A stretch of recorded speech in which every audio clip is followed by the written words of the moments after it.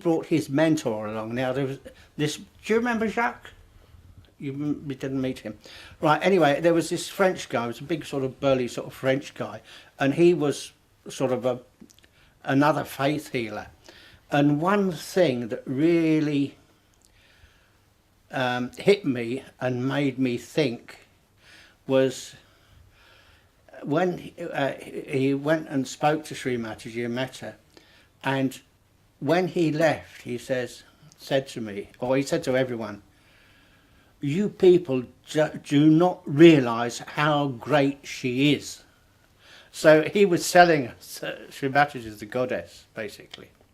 And we knew, as I say, we knew she was really great, but like I said, at that early stage, we weren't really prepared to accept it. Right. Okay. Right. Anyway, that's just one of the interesting things that happened. Right. Did you have any experience other than, just feeling that you knew she was a goddess? Well, it was just everything changed. Everything completely changed. Yeah. We had been trying to seek through drugs, and I tried to go to India, and luckily had turned back. I'm so grateful for that, because I think I would have got lost on the way there. And that was literally a few weeks before I met Sri Mataji. I came back, and it just everything changed. And it became completely normal what happened with Sri Mataji, and everything else became slightly unreal. And it was, I felt literally like the earth was this huge, powerful force, and that mankind and the concrete was a very thin layer on the top, thinking that they're in some way in charge. And you just felt from Sri Mataji that she was everything. I can remember that first meeting when she told us which finger related to each chakra.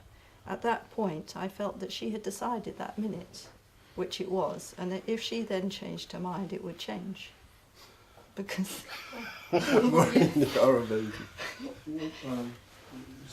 what was internally, physically, viscerally, what were your experiences in the first few days bodily? I'm saying, were you experiencing vibrations? Were you experiencing clarity of mind? Just a little bit on the physical, mental side. I was just pinned in bliss. There was no mental or anything like that. I was protected in this bubble. She just put me there, and it is beyond words to say what it was.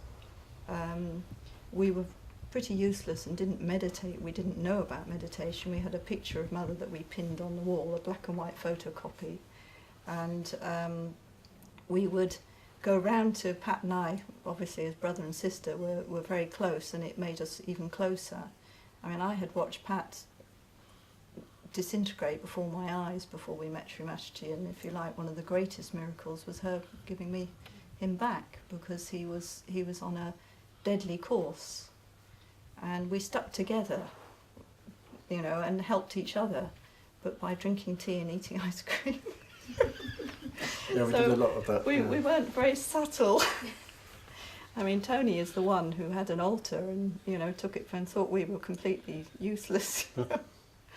But, she just pinned me in this place where that was real, and you didn't know that it wasn't, it was different. The change had been like that, and suddenly I was in this place.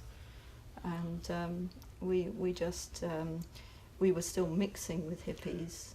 Well, I was still mixing with all sorts of things. It took me a few weeks to decide exactly what was what, but I was up and down like a yo-yo. I wasn't pinned anywhere. I was... Well, you were on your way to oblivion. I was. I mean, yeah, I was in a terrible state, but I was also kind of quite open to all kinds of things. And probably one of the most powerful experiences I had was when I suddenly saw that every time Sri Mataji looked at someone, a stream of beautiful coloured vibrations would shoot out of her forehead in really rapid bursts towards each person. And it was like kind of seeing super science fiction or something. It was frightening in a way. It was wonderful but frightening. And she immediately turned to me and said, a word I didn't know in Sanskrit is open, you have no authority, you know, and it stopped it dead.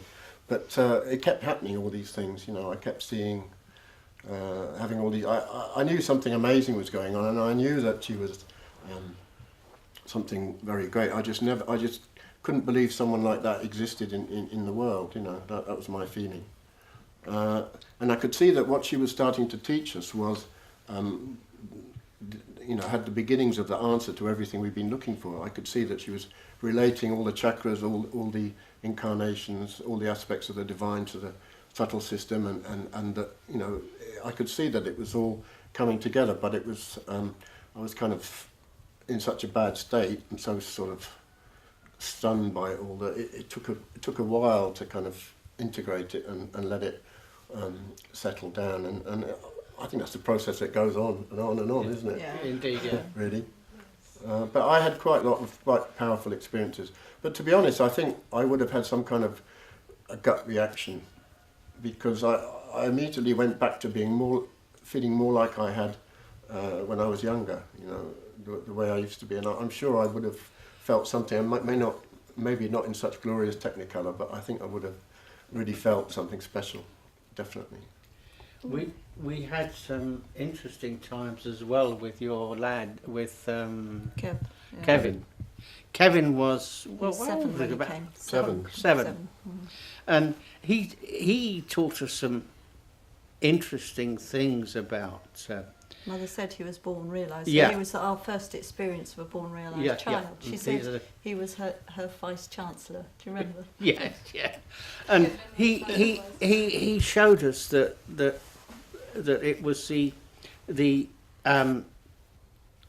attention that does the work, because the vibrations travel through your attention as well.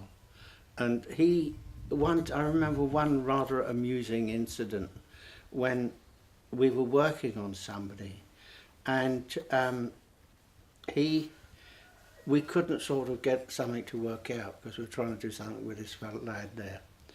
And he came and we said to Kevin, could you come and give us a hand? And he had this little electric toy with an electric propeller on it. And he just said, oh, and he went with this and it worked out.